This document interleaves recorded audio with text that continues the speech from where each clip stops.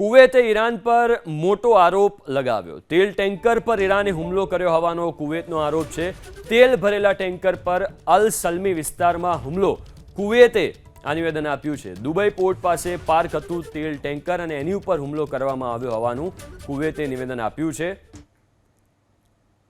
કુવૈતે Iran પર આ મોટો આરોપ લગાવ્યો અને સતત આરોપ લગાવતું રહ્યું છે કે ઈરાન જે છે એ ઓઇલ રિફાઇનરીઝને ટાર્ગેટ કરી રહ્યું છે, ઓઇલ ભરેલા ટેન્કરને સતત ટાર્ગેટ કરી રહ્યું છે અને વધુ એક ટેન્કર પર હુમલો કરવામાં આવ્યો હોય અલ સલમી વિસ્તારમાં હુમલો થયો હોવાનો કુવૈતે દાવો કર્યો છે।